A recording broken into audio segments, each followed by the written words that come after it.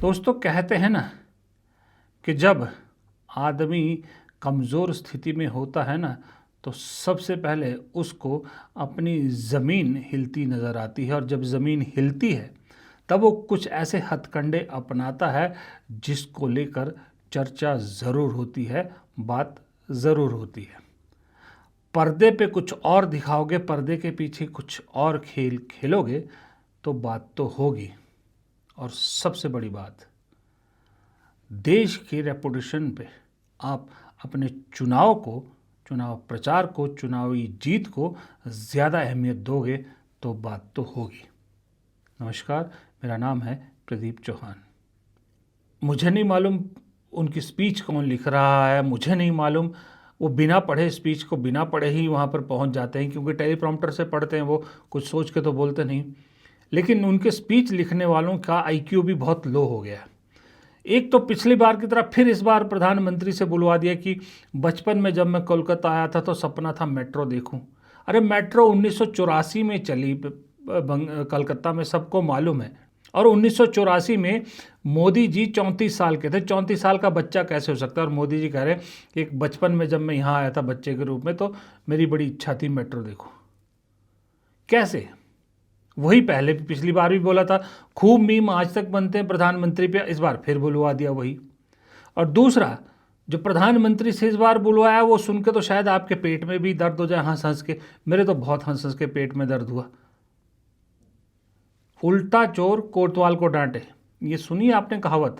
नहीं सुनी तो मोदी जी को सुन लीजिए। इनको पीएम शब्द से इतनी नफरत है कि पीएम नाम से जुड़ी हर स्कीम का या तो नाम बदल देते हैं या लागू ही नहीं करते हैं। जैसे गरीबों के घर की योजना है पीएम आवास, इसका नाम बदल दिया और उसमें से असली गरीबों, असली हकदारों के नाम ही काट दिए।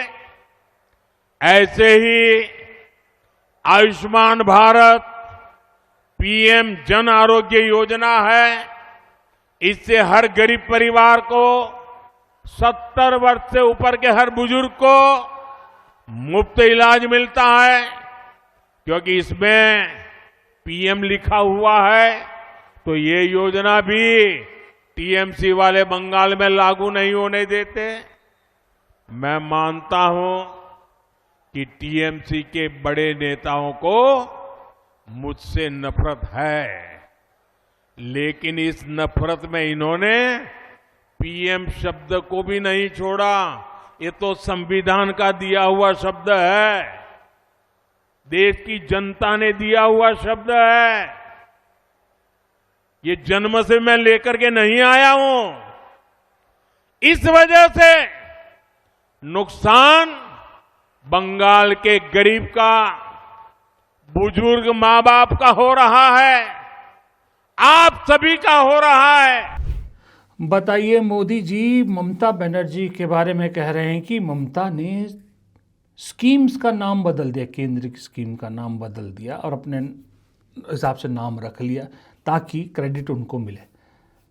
सोचिए कौन बोल रहा है? ये वो प्रधानमंत्री बोल रहे हैं जिन्होंने खुद 30 से ज़्यादा मनमोहन सिंह सरकार की नीतियों का नाम बदलकर अपने नाम पर बेची है। 30 से ज़्यादा। सबसे ताज़ा उदाहरण तो मनरेगा है। नाम बदला है, सिर्फ योजनाएं वही है और खुद फीते काटे हैं, खुद के नाम पर खूब 12 साल से उनको जो है बेच रहे हैं। वो प्रधानमंत्री ममता बनर्जी पे ये आरोप लगा रहे हैं। पहले वो मेट्रो वाला, फिर ये। मैं अगर मोदी जी की जगह होता सबसे पहले जाके अपने स्पीच राइटर को लात मार के भगाता कि ये क्या बुलवा रहे हो मुझसे, क्या मुझे मीम मटेरियल बना रहे हो? फिर प्रधानमंत्री से यही स्पीच राइटर ये भी कहलवाते हैं कि मुझ पर मीम बनते हैं। मीम नहीं बनेंगे तो क्या बनेंगे जब ऐसी बातें करेंगे जिन पे हंसी आएगी। लेकिन चुनाव है, प्रचार करना है, जीतना है भाई साहब। भले ही पाकिस्तान में बड़ी बड़ी बातें हो रही हो, पाकिस्तान में शहबाज शरीफ के लिए शांति का नोबेल पुरस्कार की बात कही जा रही हो, यहाँ तो चुनाव जीतना ज़्यादा ज़रूरी है। और एक चीज़ का मुझे शक है, अगर पाकिस्तान ने ये यूएस ईरान की जो बातचीत है इसको सफलतापूर्वक करवा दिया, ये कहीं नतीजे पर पहुंच गई, तो कोई वो नहीं है, कोई हैरान मत होइएगा कि वाकई में शहबाज शरीफ के नाम का प्रपोज़ल हमारे मोदी जी के बेस्ट फ्रेंड डोनाल्ड ट्रंप भी आगे करते। जिस तरह से डोनाल्ड ट्रंप आसिफ मुनीर और शहबाज शरीफ की तारीफ़ करते रहते हैं, इनकी तारीफ़ करते थकते नहीं हैं, कोई हैरानी नहीं है कि कह दे कि हाँ इन्हें शांति का नोबेल पुरस्कार मिलना चाहिए। मैं तो इसके लिए तैयार हूँ, आप भी तैयार रहिएगा, हैरान मत होइएगा, क्योंकि दुनिया में किसी से भी आप कुछ भी एक्सपेक्ट कर लो, डोनाल्ड ट्रंप से कुछ भी उम्मीद रखना और डोनाल्ड ट्रंप क्या करेंगे, कैसे करेंगे, कब करेंगे, ये पहचान पाना मुझे लगता है सबसे इम्पॉसिबल काम है। अभी असम, केरल और पुडुचेरी का चुनाव निपटा है। केरल और पुडुचेरी में बीजेपी के लिए रास्ते बंद है, तो असम की चाबी भी हाथ से निकलती नज़र आ रही है। हेमंता बिस्वा शर्मा की गलती की वजह से बीजेपी को लग रहा है वहाँ पर इस बार गेम पलट गई है। और एम्बिशियस प्रोजेक्ट, मोदी जी का ड्रीम प्रोजेक्ट बंगाल, कि किसी तरह से बंगाल जीतना है, लेकिन जैसे जैसे प्रचार बंगाल में आगे बढ़ रहा है वैसे वैसे बीजेपी को सच्चाई का सामना करना पड़ रहा है, क्योंकि बंगाल में ममता का किला ढाना नामुमकिन सा नज़र आ रहा है। इस बार भी हथकंडे बहुत अपना लिए, कोशिशें बहुत कर ली, लेकिन वो किला ढहता नज़र नहीं आ रहा।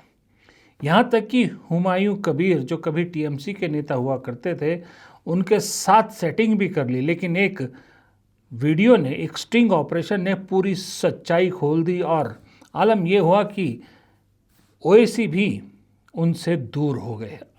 तो इसका मतलब बंगाल में एसआईआर करवा ली, सब हथकंडे अपना लिए, लेकिन कहीं ना कहीं सामने मुश्किल दिख रही है।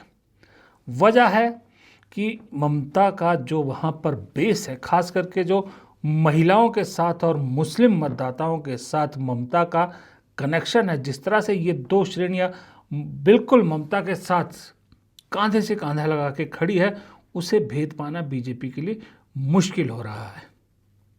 और बीजेपी को ये बात समझ में आ रही है कि अब वो जो महिलाओं का वोट इतना आसान नहीं है बंगाल जैसी स्टेट में तोड़ना। अब इसका इम्पैक्ट कहीं 2029 में ना हो, ऐसे कहीं और जगह पे इस तरह की चीज़ें ना हो, तो फिर 2029 की गेम की गोटियां बिछानी बीजेपी ने अभी से शुरू कर दी।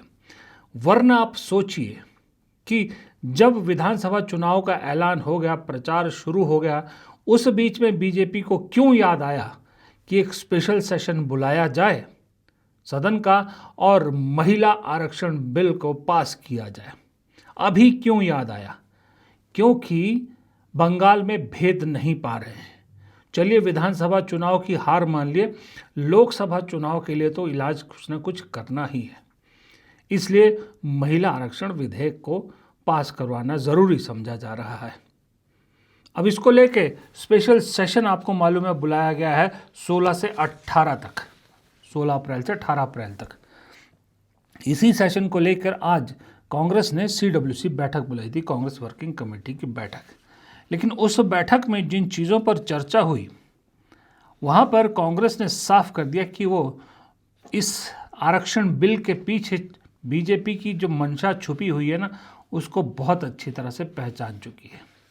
कांग्रेस का कहना है कि 33% आरक्षण जो महिलाओं के लिए लागू करने की बात इसके बाद शुरू होगी, वो तो कांग्रेस कब से कह रही, कांग्रेस ही इस विधेयक को लाई थी और कांग्रेस ने पिछली बार भी कहा था कि इसे तुरंत लागू किया जाना चाहिए। तब सरकार ने कहा था कि इसे जनगणना के बाद लागू किया जाएगा, लेकिन अब अचानक सरकार को क्यों याद आया कि अभी इसको पास करवा देते हैं और 2029 के चुनाव में इसको लागू कर देंगे, जबकि जनगणना तो अभी पूरी नहीं हुई है। इसके पीछे महिला आरक्षण बिल के अलावा जो एक और चीज़ इंपॉर्टेंट है वो किसी को नहीं बताई जा रही है। वो बात कांग्रेस की समझ में आ गई और वो ये है कि डीलिमिटेशन का प्रोसेस शुरू किया जाएगा, जिसके तहत कांग्रेस का कहना है कि बीजेपी लोकसभा सीटों को 543 से बढ़ाकर 816 करना चाहती है। 543 से बढ़ाकर 816, और इसी तरह से अलग अलग राज्यों की विधानसभाओं में भी ये संख्या बढ़ जाएगी। इसका मतलब आप समझ रहे हैं, वही आशंका जो पहले से जताई जा रही है कि इस डीलिमिटेशन के बाद जो संख्या बढ़ेगी वो कहाँ ज़्यादा बढ़ेगी, वो वहाँ बढ़ेगी जहाँ बीजेपी को अपना गढ़ लगता है। उत्तर प्रदेश, मध्य प्रदेश, राजस्थान, बिहार, यानी हिंदी पार्टी वाले राज्य। दक्षिण भारत में बढ़ेंगे, लेकिन उस रेशो में नहीं बढ़ेंगे जिस रेशो में हिंदी पार्टी के बढ़ेंगे। क्यों प्रधानमंत्री को कुछ दिन पहले दक्षिण में जाके कहना पड़ा कि डीलिमिटेशन के बाद आपका हक नहीं मारा जाएगा? इसका मतलब जो कांग्रेस आशंका जता रही है वो बिल्कुल सही है। जब आपके पास हिंदी भाषी उस पर ज़्यादा एमपी की संख्या होगी तो बीजेपी चाह रही है कि किसी भी तरह से संख्या बल बढ़ा के और साथ में महिलाओं का बिल पास करा के महिलाओं को अपनी तरफ खींच के फिर कैश स्कीम्स जो हर जगह बीजेपी दे रही है, हर राज्य में बीजेपी ठीक चुनाव से पहले कैश स्कीम्स देती है महिलाओं के लिए, इन तीनों चीज़ों को कंबाइन करके 2029 में कम से कम अपने गढ़ वाले राज्यों में इतनी सीटें बढ़वा दी जाए कि उनको सरकार बनाने में आसानी हो। इस चीज़ से दो चीज़ें बिल्कुल साफ मेरे हिसाब से निकलती है। पहली, बीजेपी की मंशा क्या है वो क्लियर हो गई। दूसरा, मुझे ऐसा लगता है कि बीजेपी मान रही है कि 2029 में दक्षिण भारत से कोई उम्मीद मत रखिएगा, बंगाल से उम्मीद कम है, इधर पंजाब, जम्मू कश्मीर, इधर से उम्मीद कम है। कुल मिला के अगर बीजेपी को कहीं उम्मीद दिख रही है तो अपने हिंदी पार्टी वाले राज्यों में दिख रही है। इसीलिए ये डीलिमिटेशन और सीटें बढ़ाने पे जोर दे रही है, ताकि यहीं पर फोकस करके हिंदू मुसलमान, राम मंदिर, ये सब मुद्दे मिला मिलू के किसी तरह से इतनी सीटें जीतती जाए कि एक बार फिर सत्ता में बैठा जाए। लेकिन कांग्रेस ने भी तय किया कि कांग्रेस इसे इतनी आसानी से होने नहीं देगी। कांग्रेस ने जो आज अपनी बैठक में प्रस्ताव रखा है उसमें कहा है कि ये भाई, जब आप स्पेशल सेशन बुलाते हो तो जाहिर सी बात है कि जो विपक्षी पार्टियां हैं उन्हें आप पूरा मसौदा देते हो, ब्रीफ करते हो, लेकिन कांग्रेस का कहना है कि हमने बार बार सरकार से इसका मांगा है कि भाई क्या बुलाई जा रही है, क्या इसका पूरा खाका है, लेकिन हमें कुछ नहीं बताया जा रहा, सिर्फ ये बताया गया कि स्पेशल सेशन बुलाया गया है। दूसरा, कांग्रेस का एक बड़ा जेन्युइन सवाल है कि ये कानून का उल्लंघन है, क्योंकि बंगाल में और तमिलनाडु में अभी पोलिंग होनी बाकी है, मतदान होना बाकी है, यानी चुनाव चल रहा है, और चुनाव के बीच में आप संसद का सत्र, विशेष सत्र कैसे बुला सकते हैं और उसमें एक इतना महत्वपूर्ण बिल कैसे रख सकते हैं या पास करवा सकते हैं, जो भी है। क्योंकि बीजेपी जानती है कि एक ऐसा बिल है ये कि इसको कोई अपोज नहीं कर सकता, जो करेगा वो नुकसान में रहेगा। इसी से निपटने के लिए कांग्रेस ने तय किया कि आप इंडिया गठबंधन की बाकी सभी पार्टियों को दरअसल इस बिल के पीछे छुपी मंशा को समझाने की कोशिश करेंगे और एक साथ एकजुट होकर कम से कम ये जो डीलिमिटेशन की कोशिश है सरकार की, उसको रोक सके, उससे जो है वो ना होने दिया जाए संसद में। इस पर तो कम से कम एक राय रखी जाए। इधर जब कहते हैं ना कि जब बुरा वक्त आता है तो ऊंट पे बैठे इंसान को भी कुत्ता काट जाता है, इतने सालों से एक चीज़ को लेकर लगातार सवाल उठ रहे हैं इस देश में, वो है ईवीएम को लेकर। और सरकार ने और सरकारी तंत्र ने लगातार, यहाँ तक कि अदालतों ने भी लगातार इस मुद्दे को एक तरह से नज़रअंदाज किया है, या यूँ कहा है कि इस पे सुनवाई नहीं की है। लेकिन पहली बार ईवीएम को लेकर भी इस सरकार को झटका लगा है। बम्बई हाईकोर्ट ने एक मामले में, जहां पर कांग्रेस के नेता आरिफ नसीम खान, जो 2024 का विधानसभा चुनाव चांदीवली से लड़े थे, बहुत मामूली मार्जिन से हारे थे, उन्होंने इसको चैलेंज किया था। उनकी याचिका पर बॉम्बे हाई कोर्ट ने ईवीएम की जांच के आदेश दिए। जब दिल्ली में 16 से 18 विशेष सत्र चल रहा होगा, उस वक्त मुंबई में अदालत के सामने ईवीएम की जांच हो रही होगी। उसमें ईवीएम के जो है कुछ मैं एग्जैक्टली नंबर भूल रहा हूँ, कुछ ईवीएम्स हैं, शायद 5% या कितनी ईवीएम्स हैं, उनको लाया जाएगा, उनकी जांच होगी। और सोचिए, चुनाव आयोग भी अपने एक्सपर्ट लाएगा, नसीम खान भी अपने एक्सपर्ट लाएंगे और शायद इंडिपेंडेंट एक्सपर्ट भी होंगे। अब अगर कहीं अदालत के सामने ईवीएम हैक होने की थ्योरी प्रूव हो गई तो क्या होगा? तब कैसा ज़बरदस्त झटका इस सरकार को लगेगा। तब ये सरकार कहीं की नहीं रहेगी, क्योंकि आगे फिर हर चुनाव में जो खेल हो रहा है वो होना मुश्किल है। और पर मुझे ऐसा लगता है कि सरकार को भी कहीं ना कहीं आशंका तो है कि ईवीएम को लेके एक ना एक दिन बखेड़ा होगा, इसीलिए शायद ये एसआईआर वाला खेल हो रहा है। अब खेल में एसआईआर को इसलिए कह रहा हूँ कि भाई, जिस तरह से बीजेपी के नेता, चाहे वो शुवेंदु अधिकारी हो, चाहे वो अपने सम्राट चौधरी हो बिहार वाले, जिस तरह के वो बयान दे रहे हैं, उनके बयान से तो साफ अंदाज़ा यही लगता है कि भाई वो जानते थे कि एसआईआर में किसके वोट कटने हैं और एसआईआर किस पर्पज़ से हो रहा है। उनके बयानों के आधार पर हम ये कह रहे हैं। तो इसीलिए क्या ईवीएम के डर से ही कि ईवीएम का झटका लगेगा, ये चीज़ की गई है? ये सवाल तो ज़रूर उठाता है। अब जब बात चुनाव की आ रही है तो फिर जाहिर सी बात है, इस देश के सबसे बड़े चुनाव प्रचारक कौन हैं? देश के प्रधानमंत्री। आज मैं सोशल मीडिया पर देख रहा था, आपने भी देखा होगा कि पाकिस्तान से बहुत से विजुअल आ रहे थे जहां पर ईरान का डेलीगेशन वहां पहुंचा, जब तक मैं वीडियो रिकॉर्ड कर रहा हूं, और लॉन्ग लिव ईरान पाकिस्तान दोस्ती करके, फ्रेंडशिप करके बहुत विजुअल वहाँ चल रहे, मीडिया का जमावड़ा और बड़े वो कर रहे हैं। तो दरअसल आपको तो मुझे मालूम नहीं, मुझे तो यहाँ चुभ रहे थे वो सारे वीडियोस, वो सब मैं ज़्यादा देख नहीं पाया क्योंकि यहाँ चुभ रहे थे, क्योंकि ये सब विजुअल किसी वक्त में भारत में हुआ करते थे और भारत से एक्सपेक्ट किए जाते थे। चलो भारत में नहीं भी, कहीं किसी और देश में से ही, पाकिस्तान में तो बिल्कुल सोच भी नहीं सकते थे कि पाकिस्तान कभी ऐसी भूमिका निभाएगा, लेकिन आज वो हो रहा है। लेकिन हमारे प्रधानमंत्री जी को उससे ज़्यादा इम्पोर्टेंट बंगाल का चुनाव है, चुनावी प्रचार ज़्यादा ज़रूरी है। बंगाल में पहुँचे हैं। दरअसल मैं तो ये मानता हूँ कि तीन सनकियों ने इस वक्त दुनिया का बेड़ा गर्क किया हुआ है।